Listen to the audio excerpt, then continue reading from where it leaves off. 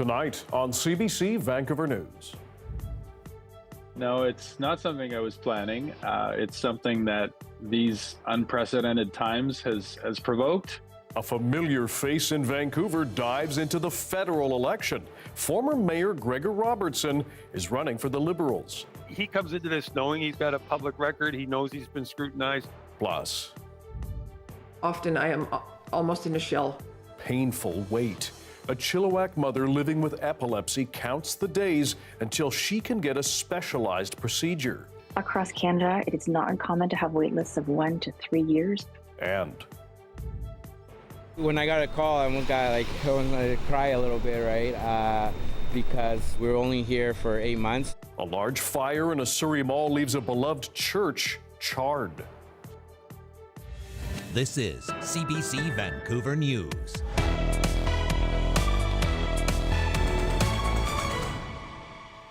Hello, I'm Dan Burritt. Thanks for joining us. As Canada enters day 2 of the federal election, a former Vancouver mayor has confirmed the rumors. Gregor Robertson says he will run for the Liberals in a newly drawn riding.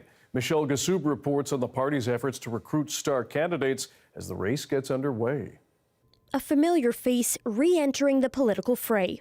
No, it's not something I was planning. It's something that these unprecedented times has provoked. Former Vancouver Mayor Gregor Robertson announcing he'll run for the Liberals in the new riding of Vancouver-Fraserview South Burnaby. Robertson says it was a snap decision after he was asked to run by Liberal leader Mark Carney.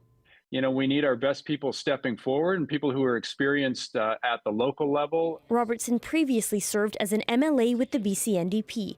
While he was mayor of Vancouver, he at times publicly clashed with the federal Liberals over their handling of climate issues. I didn't always agree with the Liberal government on the Kinder Morgan pipeline specifically. Those were different times, different circumstances. I saw that as a threat to my city. But in this time, we got to talk about energy self-sufficiency and the ability to trade. Experts say the recruitment of candidates with name recognition is a reflection of the Liberals' dramatic turnaround in the polls. These star candidates probably were being wooed and groomed for several months now, but some of them probably were hesitant whether to actually throw their hat in the ring when the party looked like it was going to be greatly humbled in the next federal election. Former BC Premier Christy Clark, who briefly put her name up for Liberal leadership, confirmed she would not run as an MP. Running candidates with a public past brings experience, sometimes political vulnerabilities. The Conservatives slammed Robertson, calling him, quote, a radical drug liberalization and anti-resource activist. He comes into this knowing he's got a public record. He knows he's been scrutinized. He will continue to be.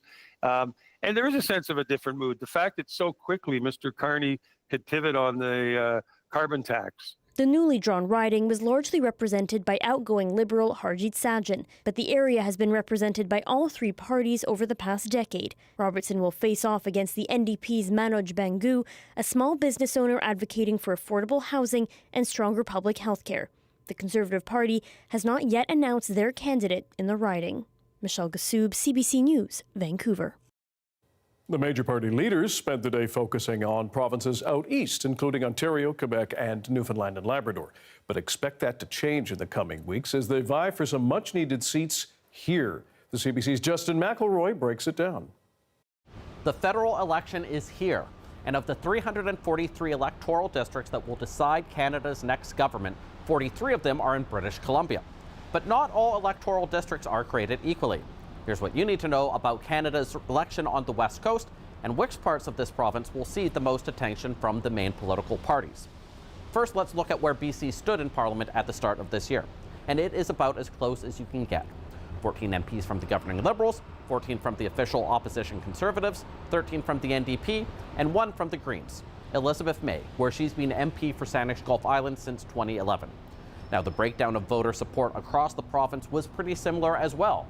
33% for the Conservatives, 29% for the NDP, and 27% for the Liberals. But traditionally, very few ridings in this province are close 3-way races. That's because each party has different areas here where they are strong. For the Conservatives, it's the Interior and Fraser Valley. They or their predecessors have won the majority of the ridings from Abbotsford to Fort Nelson in every election since 1993. And this time around, voters in the interior will go from choosing 9 MPs to 10, as population growth in the Okanagan and Kamloops area has given that part of the province 1 additional seat in redistribution. For the NDP, they have a couple strongholds in the interior, East Vancouver and Burnaby, but it's Vancouver Island where they shine. They have won at least half the seats here in every election since 2011. Historically, though, right-wing parties have done well, particularly the further up the island you go. And with the NDP lagging in the polls, the Conservatives have targeted the island for pickups. And finally, for the governing Liberals, it's Metro Vancouver. Each and every one of their 14 MPs in British Columbia are from this region. But in the last election, half of those wins were by less than 5,000 votes.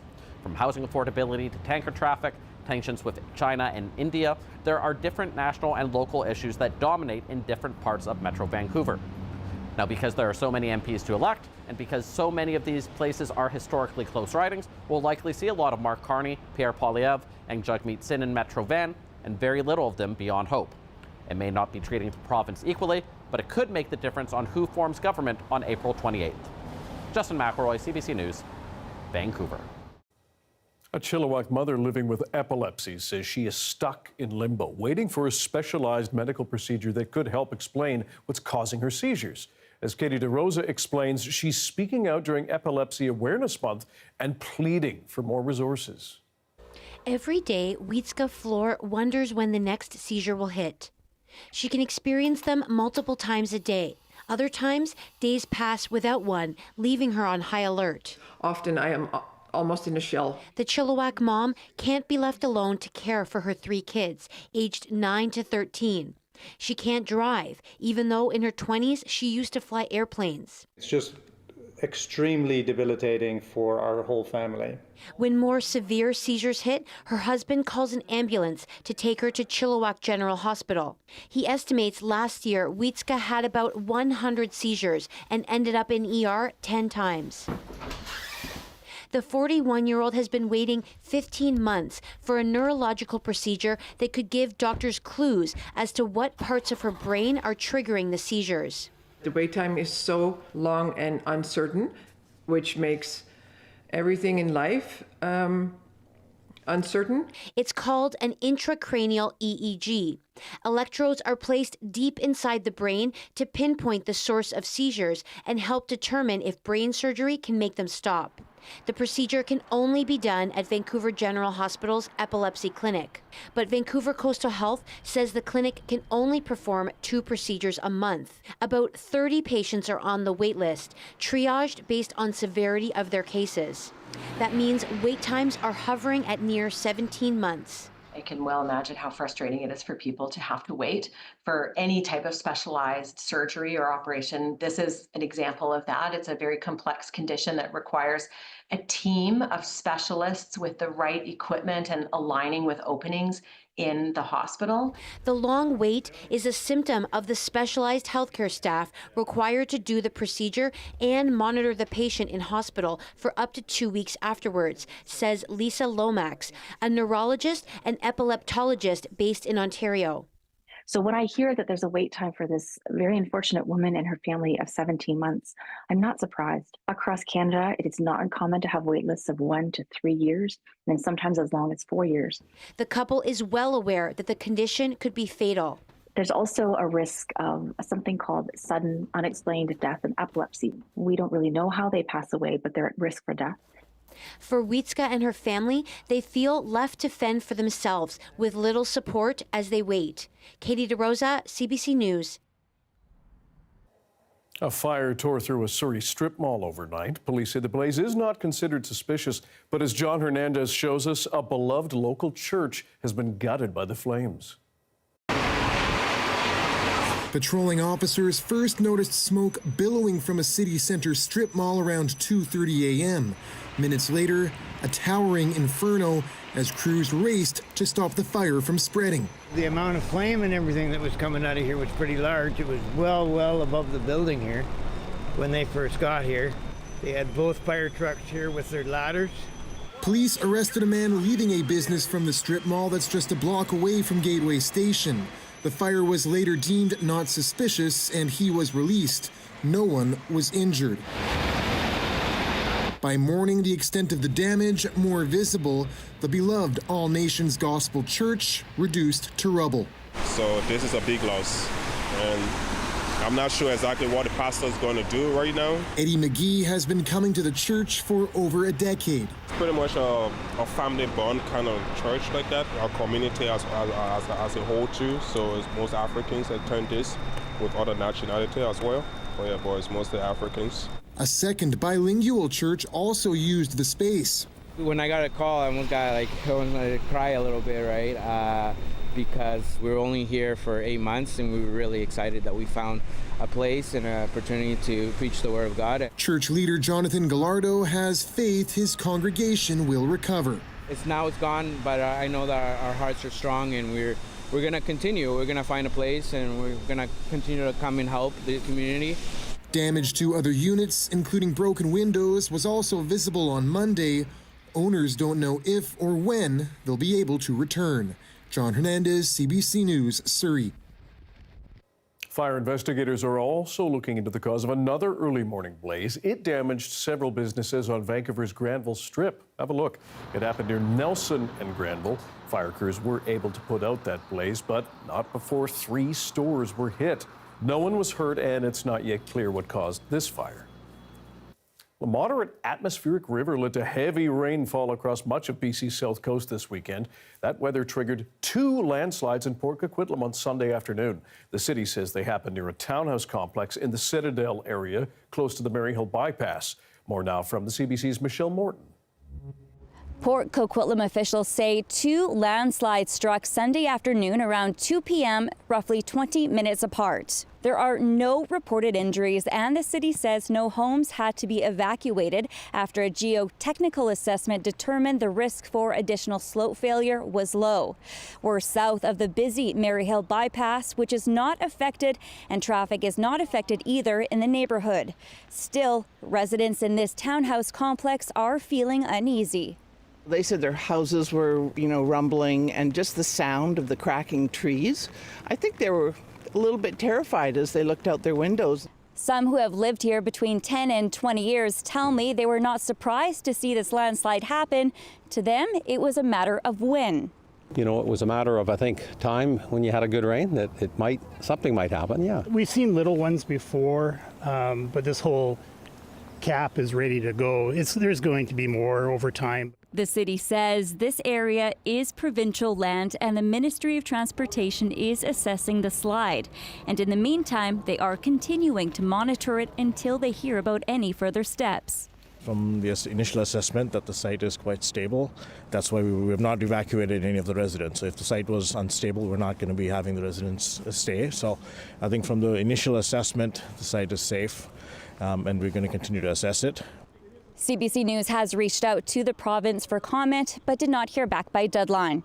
Michelle Morton, CBC News, Port Coquitlam.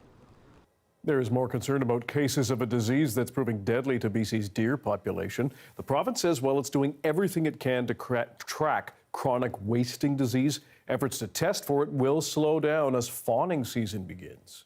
The females are having fawns, so we're not going to be doing any more removals of deer for the spring and summer, but we are very much monitoring it, and any deer that comes in as roadkill will continue to be tested.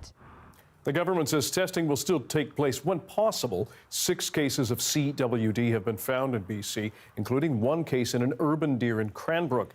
CWD is a deadly neurological disease that affects deer, elk, moose, and caribou.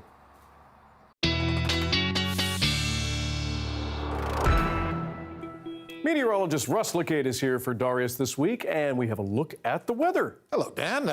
Looking out the window on a day like this, you might want to plan a trip down to Hawaii or something like that, but this is where our weather came from. So 48 hours worth of rain, and it's, borderline Pineapple Express. When we see the jet stream diving far enough south to carve through the Hawaiian Islands, we'll often put that sort of label on it. But really, it is quite the atmospheric river that's been plowing on through the south coast here for the past day and a half, almost 2 days now. Ridge of high pressure building into place, and that offshore jet stream is going to buckle slightly and push farther offshore. It's going to make a big difference around these parts. Our computer model forecast shows us light rain continuing overnight, but in the morning tomorrow, it'll begin to taper off. And how mild is it going to get, Dan? Well, how about 20 degrees tomorrow? 20 degrees inland, warmest day of the year. Okay, thanks, Russ. Saying goodbye to the Bay. More on the sell-off next.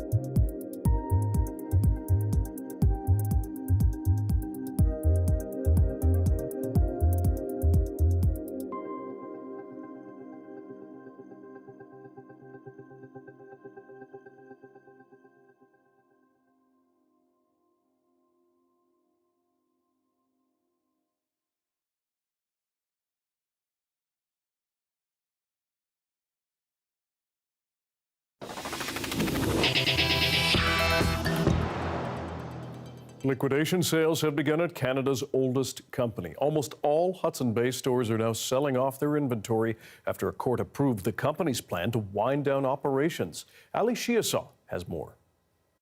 Everything in the store has already been torn apart, so today is the first official day of the liquidation, but half of the store is already gone. The Bay's last days likely are here. The liquidation sale kicked off at most stores. I bought a couple, like a blazer and some pants and a couple shirts. Bargain hunters are hoping to get their hands on the coveted Bay branded gear while they still can. A lot of the stuff that I was looking for isn't there anymore, so yeah, like the blankets, I was looking for a good deal on a bra, they're all gone. They're good. It's 50%, 60%, so that's not bad. And that's just the beginning. As the merchandise dwindles, they ratchet up the sales. The liquidator will increase discounts as the sale goes on when sizing becomes an issue, when selection becomes an issue. The Bay is set to close nearly all of its 80 stores as it tries to crawl out from a deep debt. For now, just 6 locations will remain. Most of the 9,300 employees face layoffs. Also caught up in the liquidation, brand owners. Some can't afford to let their products go at such deep discounts. We just can't stomach it. Olivia Globerzon pulled her merchandise from the Toronto area Oakville store slated to close. A brand producing overseas, you know, they have a great margin. Maybe their cost of goods sold is 20% of their sales price. So they have a lot more wiggle room to discount, whereas we don't. She had a feeling the end was near after the last couple of Black Fridays were dead. When I went to the rest of the mall, it was like the mall was packed and the bay was quiet. We were really happy to be in when there was people in there. When there was people in there. Key phrase there. Key phrase, yes. Many bay shelves will soon be empty and stores vacated June 30th. Ali Chiasson, CBC News, Toronto. Vancouver's retail sector is also bracing for bay store closures here. As Saurabh Sandhu reports, city officials would like to see the massive space just down the street here retain its heritage value. The Hudson's Bay Company has sat at the corner of Granville and Georgia Streets in downtown Vancouver for more than a century. A place shoppers here say represents a piece of Canadian history and identity. It is an icon, and it's a lovely building. It holds so many memories for so many people. I liked the fact that I could come and browse in the store. It was nice to be able to, look around. But to be honest, even I buy a lot of my stuff online, so I can see why they would close down. Vancouver's downtown location, one of 74 Hudson Bay stores across Canada, set to close by the end of June. The looming closure on the heels of Nordstrom's closure in 2023. One retail analyst says the downfall of the longtime department store could throw the future of downtown Vancouver's retail sector further into question. It's not like it's a desolate area, but we're missing two very big pieces of real estate that will be vacant right now. And that always doesn't help the adjacent businesses. Gray says it comes at a time when big retail businesses are struggling to maintain a foothold after the pandemic. The impacts here are on landlords, they're on employees big time. Vancouver City Councillor Mike Klassen says the city has heard some promising ideas to fill the massive space. He says City Council will be discussing options for next steps soon. My biggest concern right now that with the closure of the Bay store, that the building would be boarded up for a long period of time. I think the city can't afford to have that happen. Klassen says the city continues to work on a new plan to revitalize the Granville Entertainment District, but preserving the heritage status of the building that houses the Bay remains paramount. We hope that as part of the future negotiations on this building, if there is a new owner, that they work with the city and make sure that we create a great, vibrant space for the city of Vancouver. The company says it will begin liquidating eligible stores as soon as Monday. Saurabh Sandhu, CBC News, Vancouver. There's a look at the day that was on the North Shore, high atop Grouse Mountain. Some light rain and clouds up near the peak. Russ LeCape will have your BC-wide weather forecast coming up.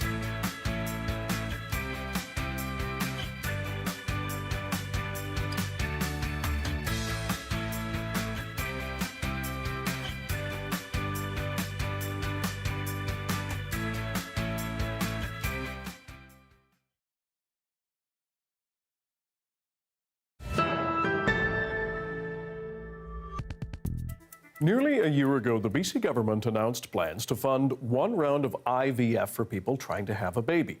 But those relying on that funding will have to wait a bit longer now. The program was set to launch in April, but has now been delayed until July. For more on this, we're joined by Pacific Centre for Reproductive Medicine, Dr. Ken Seathram, the medical director there. Dr. Seathram, we appreciate your time. This may seem like a small delay over a course of a year, 3 months, but it will make a difference for those who are relying on the funding for in vitro fertilization. Why is the program being delayed?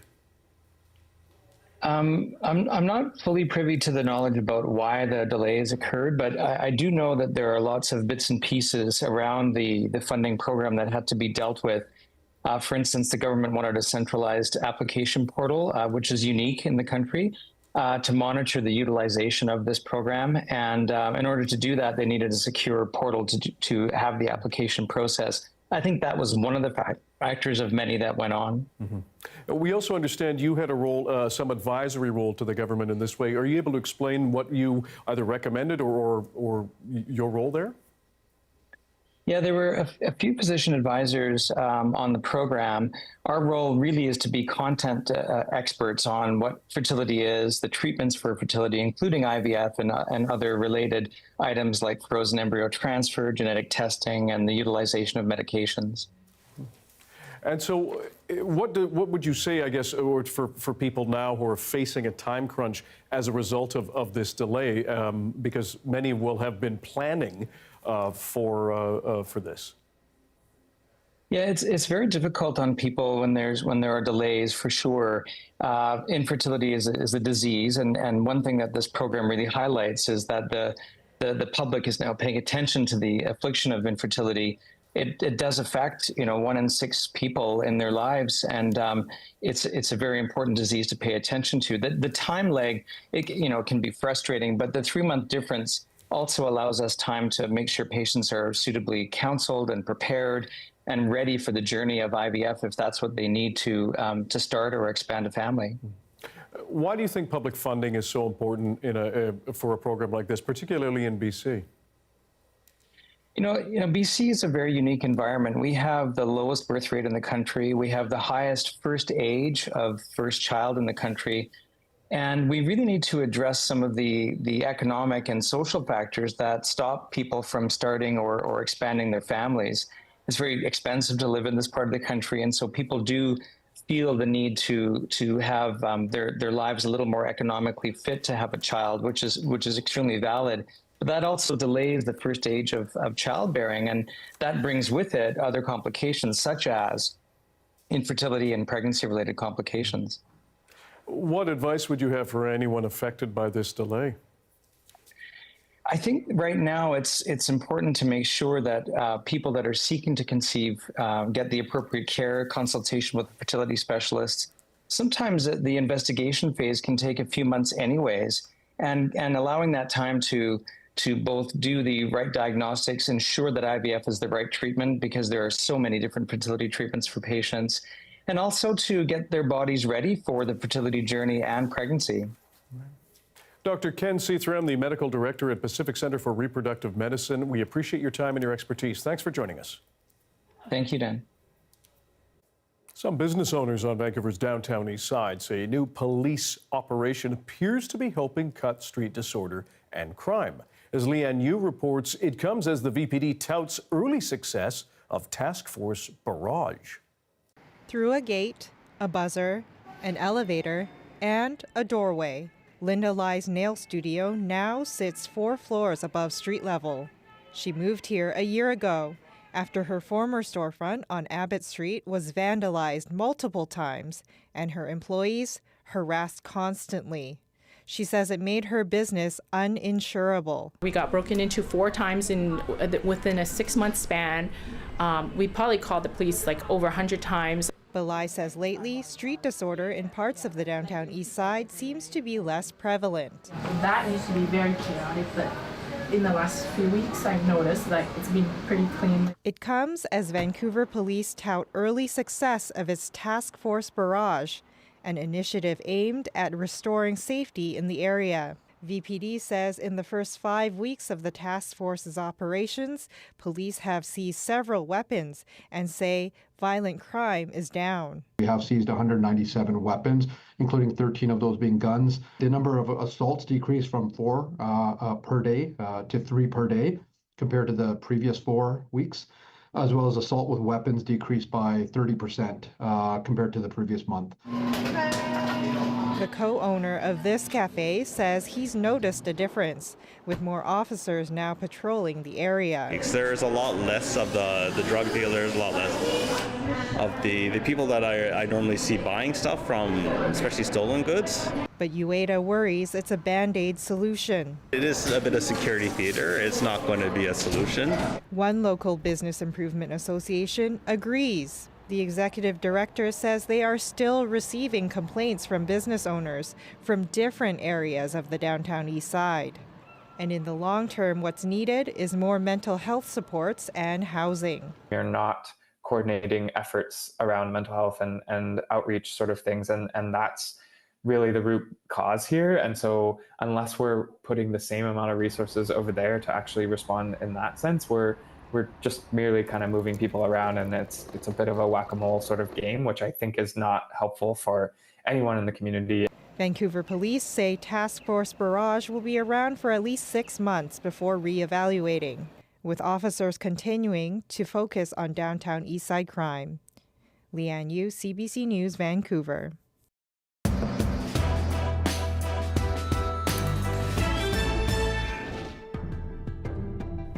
On this second day of the federal election campaign, Conservative leader Pierre Poilievre unveiled his first major plank, an income tax cut larger than the one announced Sunday by the Liberals. As Olivia Stefanovich explains, it's not entirely clear how either party plans to pay for their pledges. Right out of the gate, Conservative leader Pierre Poilievre with a major campaign promise. This is a tax cut that will put Canada first.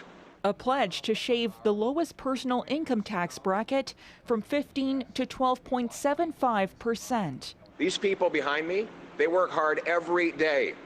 And yet, at the end of the month, they look at their pay stub and it's tax after tax after tax. He can't pay for what he announced today. Poilievre's plan one-ups a pitch made yesterday by the Liberals. We have a balanced approach. He has a simple approach. Who want to cut the lowest income tax bracket by 1 percentage point instead of just over 2 percentage points. How the hell do you intend to do that? The dueling promises, fodder for criticism from political rivals. Yeah, we need to give a tax break to the middle class, but let's give it just the middle class, not to millionaires. And their plan doesn't distinguish. And that, I think, is a massive problem. I think most Canadians would agree. The tax reductions would indeed help the majority of Canadians, no matter how wealthy they are. Under the Liberal plan, the average worker would save a little more than $400 a year. Under the Conservative plan, that figure jumps to $900. I don't think you want to let the election pass without telling people how you're going to get to these numbers. Both proposals would be phased in. The estimated price tag, almost $6 billion a year for the Liberal tax cut, and up to $14 billion annually for the Conservatives. We know that something has to give. We know there have to be cuts. But the leaders aren't saying specifically what those cuts will be. So far, Poilievre says he will eliminate government waste and bureaucracy, while Carney says he will review federal spending programs. The fine details to be released later in the campaign when the parties put out their costed platforms. Olivia Stefanovich, CBC News, Ottawa. CBC News is following all the major party leaders during the election campaign. The trade war with the U.S. was top of mind at the Liberal leaders event today. As Ashley Burke explains, Mark Carney was talking tough in a Newfoundland town with a special significance in our relationship with America. I'm with the Liberal campaign on the tarmac in Gander, Newfoundland. This airport is where Mark Carney is tapping into this town's history to try and persuade Canadians he's the best choice to help Canada in a time of crisis. Now, this town famously took in thousands of international travelers on 9/11 whose planes were diverted following the terrorist attacks on the U.S. Carney met with 2 local women who helped stranded passengers, including Americans, and said Canada showed up for the U.S. We represent thousands in this district who stood up that day. And then hundreds of thousands of proud Canadians who realize that this is the right thing to do. There's a great line come from away when the Mayor, Claude, says, "Tonight we honor what was lost, but we also commemorate what was found." In this crisis caused by the U.S. President and those who are enabling him, we lament a friendship lost, or at least a friendship strained. But we celebrate the Canadian strength we have reclaimed. And while in Gander, Canadians did extraordinary things for Americans when they needed it, now we need to do extraordinary things for ourselves. Carney pitched that just like Gander helped others, his government is promising to help Canadians through this trade war, including using the money raised from counter tariffs to help workers impacted. Carney was also asked by media today what efforts he's made to try and speak with Donald Trump. The President is waiting for the outcome of the election and see who has a strong mandate from Canadians, or who has a mandate from Canadians. Carney said he's available for a call, but on Canada's terms as a sovereign country. His next stop is in Halifax as he continues to tour Atlantic Canada, where he's leading in the polls. Ashley Burke, CBC News, Gander, Newfoundland. Well, as you heard and saw earlier, Conservative leader Pierre Poilievre hit the trail running, promising a deeper income tax cut than Carney. As Kate McKenna reports, Poilievre made the announcement in the seat-rich Greater Toronto area, a region other party leaders have their eyes on. Pierre Poilievre has been signaling for months that he plans to cut income tax if he's elected Prime Minister, and now we've seen his plan. The Conservatives say they will cut the rate of tax on the lowest tax bracket, which would save Canadians on average $900 per person. If he becomes Prime Minister, the cut will take full effect in 2027, and this is a larger cut than what Mark Carney proposed. It's set to cost $14 billion annually, and Pierre Poilievre was asked what he would cut to be able to afford a tax cut like that. He, of course, has been very critical of the Liberals over their handling of the public purse. He said he would look to cut bureaucracy, consultants, foreign aid. These are answers that he frequently goes back to whenever he's asked what he would cut. It's unclear whether cutting those things would be enough to pay for this tax cut, as well as other things that he's proposing. But he says he's going to put out a costed platform during the campaign.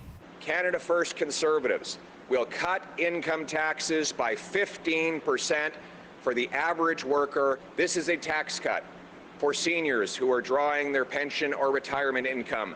They will pay, on average, 15% less. This is a tax cut for the workers behind me, who will pay 15% less on their income tax. This is a tax cut for the waitress, for the welder, for the barber. This is a major announcement for Poilievre, and he's doing it in the Toronto region. In fact, he's spending the first 3 days of the campaign in the GTA. This is an area the Conservatives are hoping to make inroads in. There's more than 50 seats in this region, and most of them right now are held by Liberals. But polling indicates that this region is a neck-and-neck race between the Liberals and the Conservatives, and we can expect Pierre Poilievre to be back here often. Kate McKenna, CBC News, Mississauga, Ontario. NDP leader Jagmeet Singh was on the campaign trail in Montreal. Singh announced his party's pledge to unlock public land to build rent-controlled homes. As the CBC's Marina von Stackelberg explains, with NDP poll numbers falling, Singh is looking to rebuild in a province where he has just one seat. Jagmeet Singh is fighting for the New Democrats' survival, and perhaps an ode to that, he took a few minutes to throw a few punches at an outdoor gym here in Montreal. That's also where he made his first policy announcement of this campaign. In an area of unused federal land surrounded by condos, he says this should be an area used for affordable housing.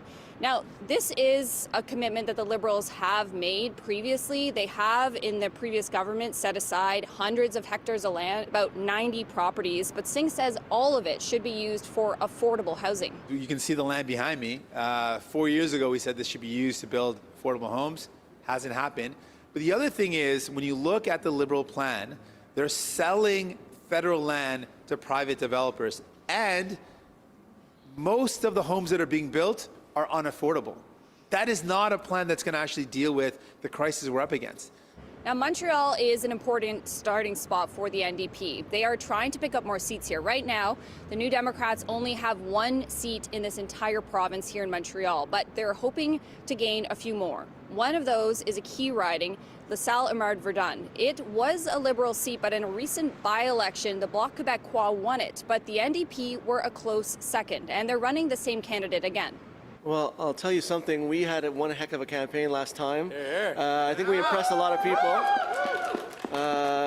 The response on the doors is really great, actually. People they want to support me again.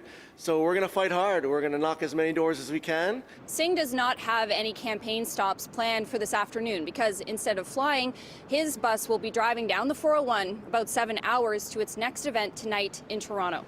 Marina von Stackelberg, CBC News, Montreal. The leader of the Bloc Québécois launched his party's campaign in Quebec City today. When asked about the income tax cuts now being promised by his Conservative and Liberal rivals, Yves-François Blanchet said this. I don't have to compete with that, but let me say something.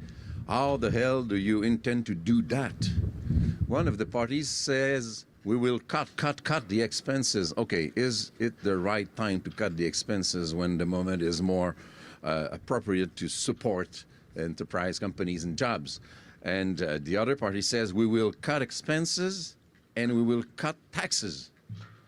There's no way on earth one can manage that.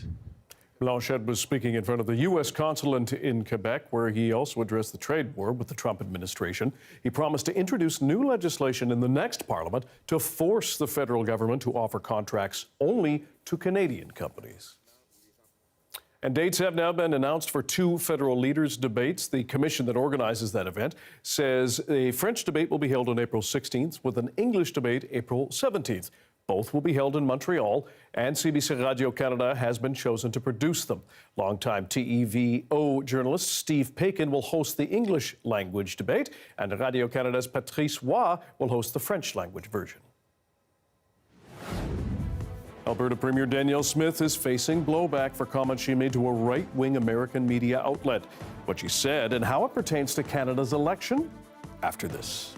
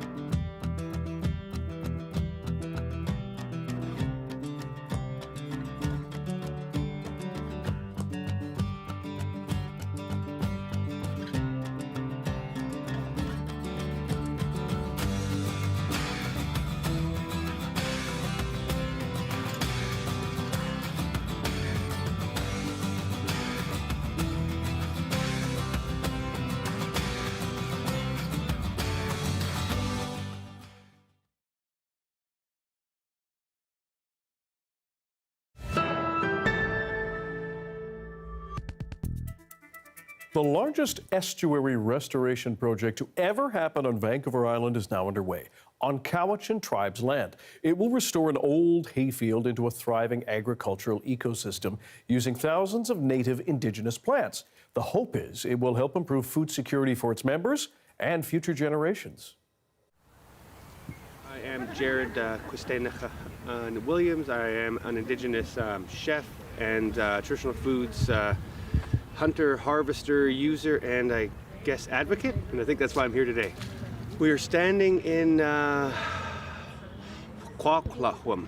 Well, Coquitlam was recently known as Dinsdale Farm, but we are reclaiming its traditional name, which is Coquitlam, which is Little Dog Salmon Creek. This now being the site of reinvigoration of Indigenous agriculture. And when we imagine Indigenous foods, we imagine things like salmon and like moose and things like that, but we don't really acknowledge or understand our agricultural varieties. Things like wapato and camas and silverweed and wild onions and wild carrots and all these things that were used here for thousands of years have almost all been lost. And so trying to reintroduce that so that our youth can have access to them and understanding their value. We are standing on the grounds in the Cowichan Bay estuary. Historically, our First Nation elders used to do gardening, and we're reviving it here. It was really powerful. I could see what this is going to look like in the summer and how happy it's going to make our people and the relief they'll have when we're able to bring a box of what's coming out of here, whether it's the vegetables or the medicinal plants. A lot of our young people will be just learning about it, and the benefit of seeing their faces when they're going to start receiving this is really exciting to think of. As a young Indigenous individual here long ago now, just always hearing about all of these traditional foods, and I've used a lot of them. I've had them, but I'm really interested in helping others realize how wonderful they are and how easy they are to use, and increasing the resilience of our agricultural system.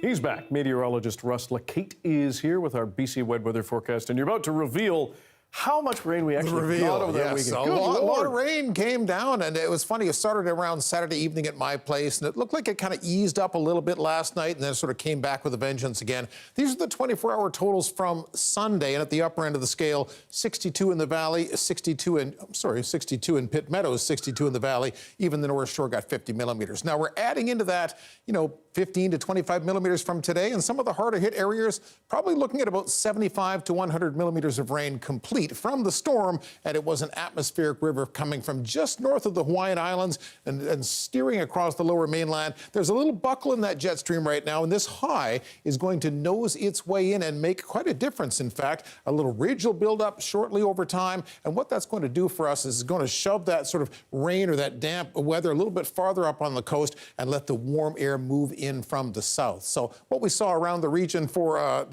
well, there it is. So we have one warning still in effect. Rainfall warnings all dropped for the Eastern Valley for Hope. Those went down about an hour ago. It's not really snow changing to rain as much as it is rain falling onto recent snowfall, and that's what's going to make the slopes kind of unstable in the southeast corner of the province there. That's the only special weather statement we still have in effect. And we can see the warmer air is moving into place as well. You can imagine that last graphic. We showed the jet stream just arcing up and over the southern part of the province. That's your little dome of warm air. Everything farther to the north is staying a little bit cooler than that, and that'll be the case tomorrow as well.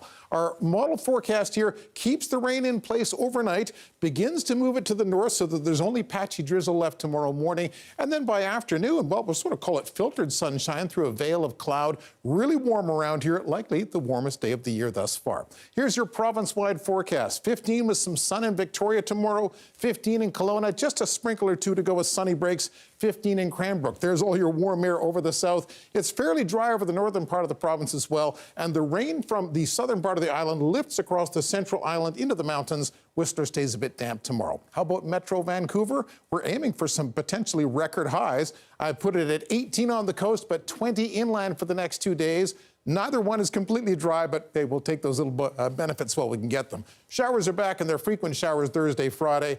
Of the two this weekend, it's a bit of a guess. I think Sunday's the better of the two, Dan. Okay. We won't put money on it, though. Not yet. Yeah, it's too early. Yeah. Thanks, Russ. Alberta's premier is defending recent comments she made to a right-wing media outlet and pushing back on claims she asked the Trump administration to meddle in Canada's election. Interference is one thing. Asking the U.S. to refrain from is actually the opposite. I do not want to see anyone interfere in our elections. Earlier this month, Danielle Smith told Breitbart the threat of Trump's tariffs were boosting Liberal support and that she asked U.S. officials to pause its levies until after the federal vote. Canadian officials say Smith's remarks do not qualify as election interference. 50 years ago, Canada staked its claim on what is now an iconic symbol. After the break, how the country embraced the mighty beaver amid a beef with our southern neighbor. Stick around.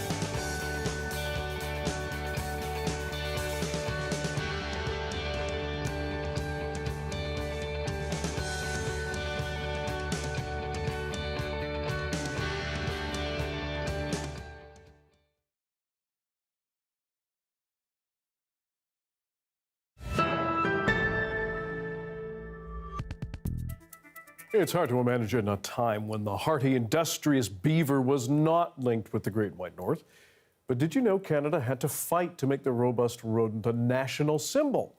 Have a look. The campaign for the beaver as a Canadian symbol was in part an anti-American campaign. There's Beaver Bank, Beaver Tails, and of course the beaver on the nickel. The beaver became an official symbol of Canada in 1975. What precipitated the designation was an attempt by a state senator in New York who wanted to establish the beaver as the state animal of New York. As it happens, the program really ran a campaign to make the beaver a symbol of Canada, and Sean O'Sullivan was the political, in a way, the political representative of that campaign. And he submitted a bill in the House of Commons, a private member's bill, but essentially people saying, keep the beaver Canadian. Thousands and thousands of letters and petitions were sent. Beaver's the hardest worker. He's got the biggest teeth. The beaver embodies certain qualities that Canadians would like to attribute, or some Canadians would like to attribute to themselves. So there's a sense of the northernness of the beaver. Really, it's the emphasis on the industry, the hardiness, the intelligence of the beaver.